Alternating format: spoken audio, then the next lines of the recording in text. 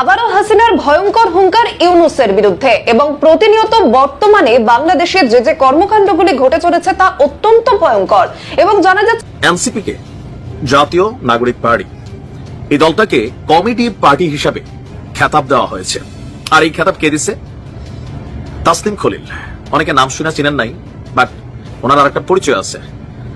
আয়নাঘর নিয়ে যে প্রতিবেদন হয়েছিল শেখ হাসিনার সরকারের বিরুদ্ধে, এছাড়াও অনেক ধরনের প্রতিবাদ যেগুলো করছিল বা নিউজগুলো রিপোর্টগুলো যিনি করছিলেন, নেত্র নিউজের যিনি প্রধান সম্পাদক তাসনিম খলিল।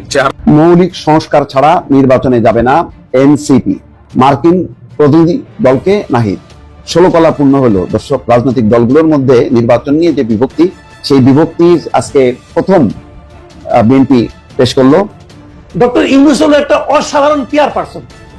উনি জানেন যে কিভাবে পিআর এর কাজগুলি করতে হয়। সোশ্যাল মিডিয়ায় এক ধরনের গুজব উনি চালাচ্ছেন, খুবই প্ল্যান্ড ওয়েতে এক ধরনের হাইপ তৈরি করা হয়েছে সোশ্যাল মিডিয়ায় যে ডক্টর ইউনূসকে 5 বছর চাই। কেন চাই, কিভাবে চাই, কি কারণে চাই, কেউ বলতে পারে না। কিন্তু ডক্টর ইউনূস কি, আমরা যে আন্দোলনের কথা বলি, সেই আন্দোলনের চেতনাকে ধারণ করে। দেখেন, বাংলাদেশের কোন রাজনৈতিক দলের প্রতি আমাদের কোনো ঘৃণা বিদ্বেষ বা এই ধরনের ব্যাপার স্যাপার নাই ব্যক্তিগত পরিসর থেকে, যে একেবারে এই দল বিরোধী বিদ্বেষী কাছা দিয়ে নামতে হবে এরকম কোনো ব্যাপার নেই। নট ইভেন এটা বিএনপি, আওয়ামী লীগ, জাতীয় পার্টি, জামাত, কারোর প্রতি যে এনসিপি সেরকম নাই। এবার এনসিপি নতুন দল, আমরা সবসময় প্রত্যাশা করেছি, বলেছি যে এনসিপির প্রতি মানুষের প্রত্যাশা বেশি হতে পারে, কারণ অপেক্ষাকৃত কম বয়সের মানুষের তো বলে না যে যত কম বাঁচে তার পাপের ভার তো কম হয়, তো তাদের তো ভুল ত্রুটির ভারটা কম। যাদের বয়স বেশি হয়েছে, বেশি দিন রাজনীতি করছে, তাদের প্রতি মানুষের প্রত্যাশাও বেশি, আবার হারানোর পাল্লাটাও ভারী।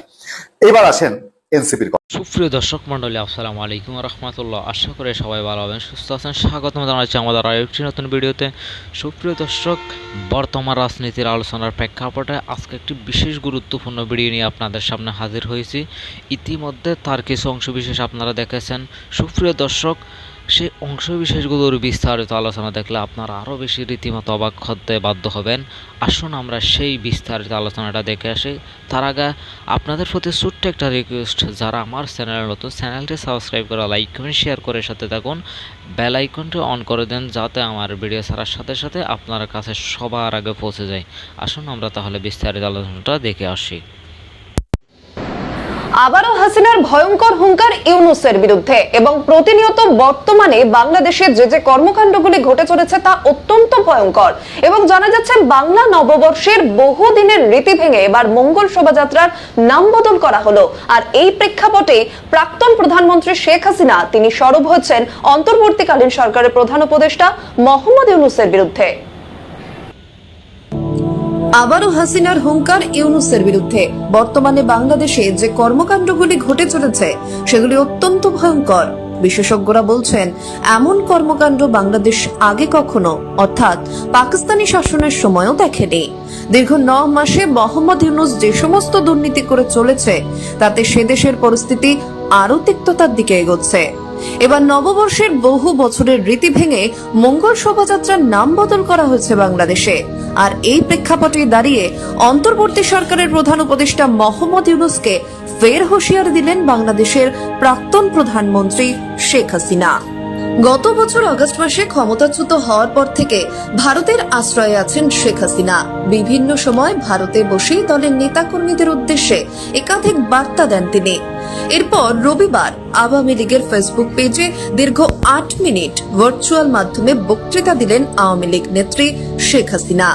এই নতুন ভিডিও বার্তায় হাসিনা বলেছেন, বাংলাদেশের সমস্ত ইতিহাস মুছে ফেলার চেষ্টা করা হচ্ছে। মুক্তিযোদ্ধাদের স্মরণে তৈরি করা সৌধ ওরা জ্বালিয়ে দিচ্ছে। এই সমস্ত কিছু জবাব দেবেন ইউনূস। মনে রাখবেন, যদি আপনি আগুন নিয়ে খেলেন তাহলে সেই আগুনে আপনিও পড়বেন। একই সঙ্গে ইউনূসকে আত্মকেন্দ্রিক, অর্থলোভী এবং সুদখোর বলে আক্রমণ করেন হাসিনা। রবিবারের হাসিনা অডিও বার্তায় ঠিক কি বললেন শুনুন। যে সরকার এই ধরনের মানুষ হত্যা করে এবং হত্যাকারীদের লালন পালন করে এবং জঙ্গি সন্ত্রাসীদের ছেড়ে দিয়ে তাদেরকে নিয়ে দেশটাকে আজকে একেবারে জঙ্গির দেশে পরিণত করেছে, একের পর এক মানবাধিকার লঙ্ঘন করে যাচ্ছে। ইউনূস সে এই মানবাধিকার লঙ্ঘনের দায়ে সে দায়বদ্ধ, কাজী একদিন তার বিচারও বাংলাদেশে হবে। এই মানবাধিকার লঙ্ঘনের দায়ে তার বিচার করা হবে। এই আগুন নিয়ে যে খেলা তারা শুরু করেছে, এই আগুন নিয়ে খেললে সেই আগুনে নিজেদেরও পড়তে হয়, এটা তারা ভুলে গেছে। আমাদের ইতিহাস মুছে ফেলা হচ্ছে, স্বাধীনতা সংগ্রামের সকল চিহ্ন মুছে ফেলা হচ্ছে। এত বড় আত্মত্যাগ, সেই আত্মত্যাগের সব স্মৃতি আজকে মুছে ফেলা হয়। মুক্তিযোদ্ধাদের গলায় যুদ্ধের মালা পরানো, তাদেরকে অপমান করা। যে সব জায়গায় মুক্তিযুদ্ধ হয়েছিল, আমরা প্রত্যেকটা জেলায় একটা করে মুক্তিযুদ্ধ কমপ্লেক্স গড়ে তুলি, যাতে ইতিহাসগুলি যেন আমাদের প্রজন্মের পর প্রজন্ম জানতে পারে। সেগুলো আজকে সব জ্বালিয়ে পুড়িয়ে ছারখার করা হয়েছে।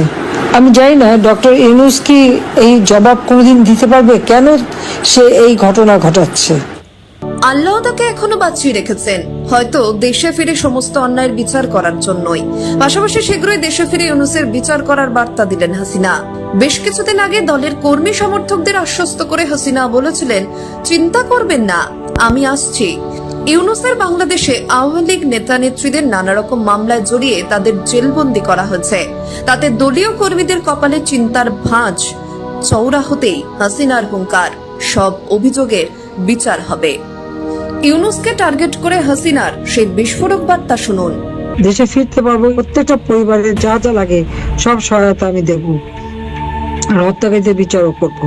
এবং এখন পর্যন্ত দেশকে যারা জঙ্গির দেশে পরিণত করে একের পর এক মানবাধিকার লঙ্ঘন করে যাচ্ছে, তাদের বিচার বাংলা মাটিতে হবে। হাসিনা আরো বলেন, বিক্ষোভকারীদের মৃত্যুর জন্য আওয়ামী লীগের কর্মীদের প্রতিনিয়ত ফাঁসানো হচ্ছে। যারা থানা জ্বালিয়েছে, পুলিশকে মেরেছে, তাদের বিরুদ্ধে কোনো পদক্ষেপ করা হচ্ছে না। আওয়ামী লীগের নেতাদের বিরুদ্ধে মিথ্যে মামলা দায়ের করা হচ্ছে। আমাদের নেতাদের বাড়িতেও থাকতে দেওয়া হচ্ছে না। অর্থাৎ রবিবার মোহাম্মদ ইউনূসকে সরাসরি টার্গেট করে সমস্ত অভিযোগ সামনে আনলেন মুজিব কন্যা। সেই সঙ্গে প্রতিবারের মতো এবারের অডিও বার্তাতেও দেশে ফেরার বার্তা শেখ হাসিনার। ব্যুরো রিপোর্ট, নিউজ বর্তমান। বিসমিল্লাহ বিসমিল্লাহ। ভয় লাগতেছে যদি গালিটালির পরিমাণ বাইরে যায়, কারণ হয় মাঝে মাঝে আসলে প্রিয় ব্যক্তি সম্পর্কে, প্রিয় দল সম্পর্কে, মানুষ সম্পর্কে সমালোচনা নেওয়াটা অনেক কঠিন ব্যাপার। হ্যাঁ, এটা হচ্ছে আমাদের অবস্থান।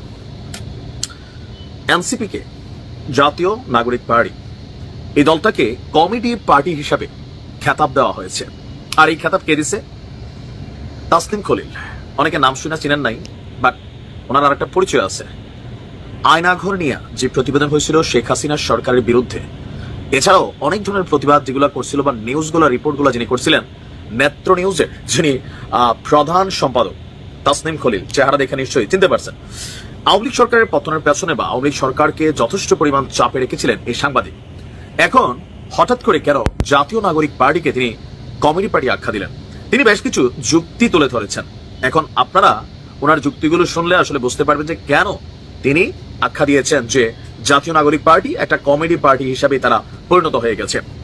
তিনি বলছেন, আমার মাঝে মাঝে মনে হয় জাতীয় নাগরিক কমিটি এনসিপির নীতি নির্ধারণী পজিশনে এমন কেউ আছে যার কাজই হলো একটার পর একটা ফটকামি। ফটকামি এটা একটা আইকনিক ওয়ার্ড, যেটার অর্থ হইতে পারে বান্দরামি, কমেডি, তারপর ধরেন ধান্দাবাজ টাইপের একটা এরকম আর কি। হ্যাঁ, থাকে না যে নেগেটিভ অর্থে ব্যবহৃত হয় এই ফটকামি। কয় না যে তুই একটা ফটকা, ওই লোকটা একটা ফটকা, তার মানে এটা নেগেটিভলি একটা উপাধি। তো তিনি বলছেন যে এই দলটার একদম নীতি নির্ধারণী পর্যায়ে এমন কেউ আছেন যার কাজ হচ্ছে একটার পর একটা ফটকামি আইডিয়া বের করা, যার মাধ্যমে এনসিপি চরম হাস্যকর একটা গ্রুপে অলরেডি পরিণত হয়েছে। তো কি করছে ওনার বক্তব্য, এরা একটা করে উদ্ভট দাবি থ্রো করে, সেই দাবি নিয়ে কয়দিন হাউকাউ করে, তারপর সেই দাবি হাস্যকর ভাবে ফেল করে। এখন এইরকম সম্ভাবনাময় তরুণদের একটা দল এত দ্রুত ন্যাশনাল কমেডি পার্টি হয়ে যাচ্ছে, দেখতেও খারাপ লাগে। কিছু জিনিস কিন্তু সত্য। আপনি দেখেন যে টপিক পিক করা বা চয়েস করা, এই জায়গার মধ্যে কিছু তো রং তাদের হয়ে গেছে। যেমন ধরেন রাষ্ট্রপতির অপসারণ। এখন মাঠের মধ্যে বুঝতে হবে যে বাংলাদেশ চাইলে ভাই রাতারাতি দেশে ফেরেশতা দিয়ে আপনি দেশ চালাইতে পারবেন না। হঠাৎ করে যদি আমরা মনে করি কথার কথা কালকে একদিনে সারা বাংলাদেশ দুর্নীতি মুক্ত হবে, আমার কমেন্টে বহুত লোক আছেন ভাত পাইতেন না কেন ভাই? এই দেশটার সিস্টেমটাই করাপ্টেড। বহুত লোক আছেন মিথ্যা পাসপোর্ট দিয়ে বিদেশে আছেন, বহুত লোক আছেন ফেক ড্রাইভিং লাইসেন্স দিয়া নিজে ড্রাইভিং করতেছেন, গাড়ি চালাচ্ছেন, বাড়ি করে রাখছেন, জায়গা জমি দখল নিয়ে রাখছেন, এরকম বহুত কিছু আছে না? আমাদের আছে। হঠাৎ করে যদি দালালি বা এই সিন্ডিকেট বন্ধ হয়ে যায়, বাংলাদেশ কার্যত স্থবির হয়ে পড়বে। একটা ম্যাটার অফ টাইম লাগবে এগুলোকে রিপেয়ার করার জন্য, যেটাকে মানে একদম ফেরেশতা টাইপের কেউ বসতে হবে। তো এই দেশে ওই ফেরেশতা কি আছে? নাই।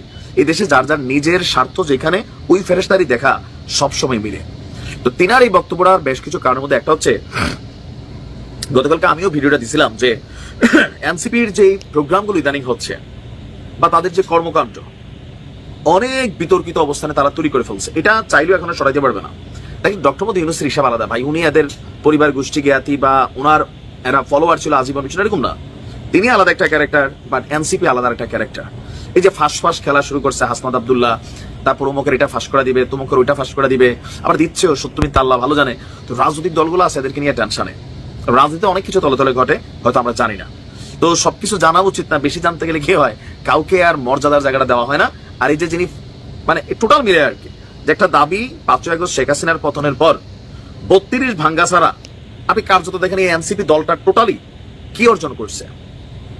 কোনো কিছুই অর্জন করে না। যেগুলো অর্জিত ছিল এগুলো একটা হারাচ্ছে। কেন হারাচ্ছে?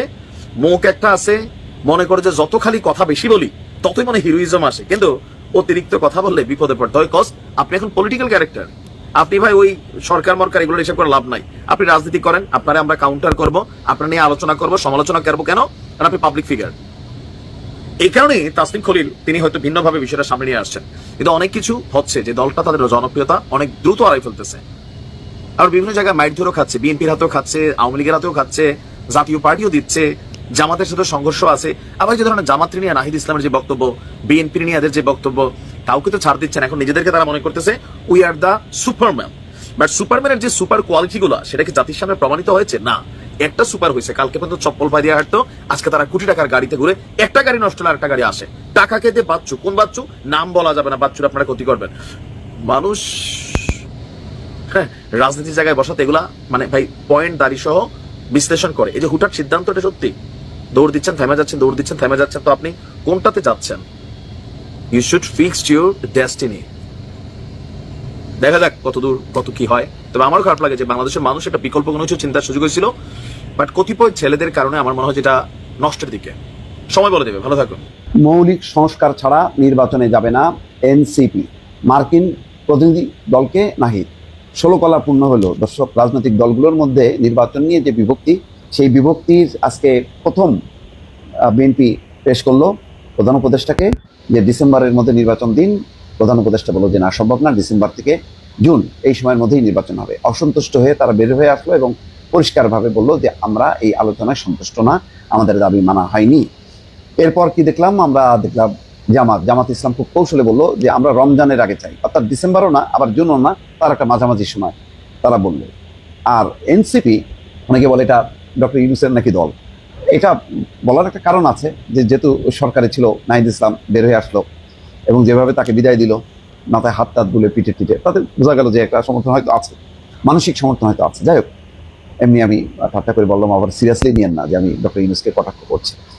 এখন নাগরিক পার্টি সেই মার্কিন কূটনীতিকদের সাথে বৈঠক শেষে বা বৈঠকে তাদেরকে বলছে যে আমরা একদম পরিপূর্ণ সংস্কার চাই, সংস্কারের পর নির্বাচন।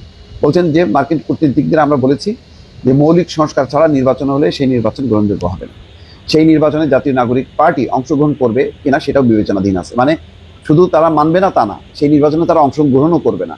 তো এখন ডক্টর ইউনূসের জন্য এটা ভালো হলো, বলো যে ভাই আমি তো নির্বাচন দিব, তোমরাই তো এক হয়ে আসলো না। তোমরা যদি সবাই মিলে এসে বলতা যে আমরা ডিসেম্বরের নির্বাচন চাই, তাহলে আমি তো আর না করতে পারতাম না। এখন এই যে সিঙ্গেল ভাবে ডক্টর ইউনূসের কাছে যাচ্ছে সবাই, বা আমেরিকার কাছে যাচ্ছে, তো সবাই আলাদা আলাদাভাবে যখন বলতেছে তখন একটার সাথে একটা মিলতেছে না। এখন বিএনপি যতই বড় রাজনৈতিক দল হোক না কেন, আর এনসিপি যতই ক্ষুদ্র দল হোক না কেন, তার জনসমর্থন যে পর্যায়ে থাকুক না কেন, দল তো দলই, জামাতও দল, এনসিপিও দল।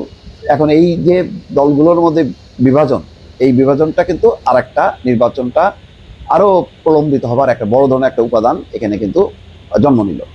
নাহিদ ইসলাম কি বলছেন? আমরা আমাদের এজেন্ডাগুলো নিয়ে কাজ করছি। বর্তমান সময় মাঠ প্রশাসন নিরপেক্ষভাবে কাজ করতে পারছে না, বিভিন্ন জায়গায় জাতীয় নাগরিক পার্টি নেতা কর্মীদের উপর হামলা হচ্ছে, সেখানে প্রশাসন নিশ্চুপ ভূমিকা পালন করছে। আমরা এইসব বিষয়ে কথা বলছি। যাক, মোটা দাগে এখন বোঝা গেল যে নির্বাচনের একটা জট কিন্তু তৈরি হয়ে গেল। এবং নাহিদ ইসলাম আজকে এমন একটা বক্তব্য দিল যে নির্বাচন নেওয়াই যাবে না যদি মৌলিক সংস্কার না হয়। এখন কোনটা মৌলিক সংস্কার? সে সংস্কারের তো কোনো মা বাপ নেই। 1 থেকে 100 পর্যন্ত সংস্কার, 1 থেকে 10 পর্যন্ত সংস্কার, 1 থেকে 50 পর্যন্ত সংস্কার।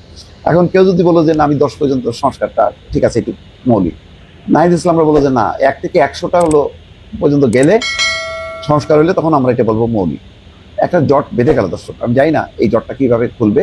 রাজনৈতিক দলগুলো যদি এইভাবে মানে বিশৃঙ্খল থাকে, তারা যদি ঐক্যবদ্ধ না হতে পারে নির্বাচনের বিষয়ে, তাহলে এটা আল্লাহ হয়তো ঠিক করবে যে বাংলাদেশের নির্বাচন বা ভবিষ্যৎ কি হবে। ভালো থাকবেন, আল্লাহ হাফিজ। ডক্টর ইউনূস হলো একটা অসাধারণ পিআর পার্সন।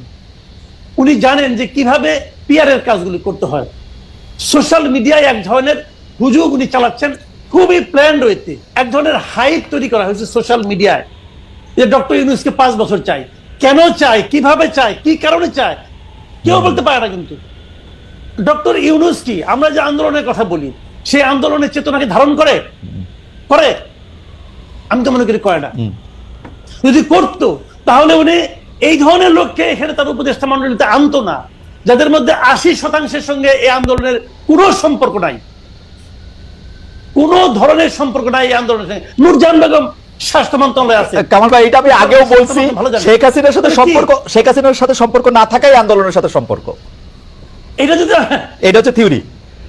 এই- নূরজাহান বেগমের সাথে শেখ হ্যাঁ। হাসিনার ইউনূস সাহেবের এগেইনস্টে করা মামলায় ইউনূস সাহেবের পাশাপাশি নূরজাহান বেগম যে থাকছেন, এর জন্য উনি 2টা মন্ত্রণালয়ের উপদেষ্টা হইতে পারেন, মাত্র তো একটা হয়েছে। তাহলে ইউনূস সাহেবের সঙ্গে ইউনূস সাহেবের পক্ষে যে আইনজীবী ছিলেন, ওরাও তো আইন মন্ত্রণালয়ে অফার করা হয়েছিল, উনি নেয় নাই। তাহলে উনি ভদ্রলোক আসে নাই। হ্যাঁ। ভালো কথা। হ্যাঁ। তো আমি এই জন্যই বলছি যে চেতনা যে কি জিনিস, এখন আগেও সম্পূর্ণ ভিডিওটা দেখার জন্য আপনাকে অসংখ্য অশেষ ধন্যবাদ। সুপ্রিয় দর্শক মণ্ডলী, দেখা হচ্ছে পরবর্তী ভিডিওতে। ভালো থাকুন, সুস্থ থাকুন। আসসালামু আলাইকুম।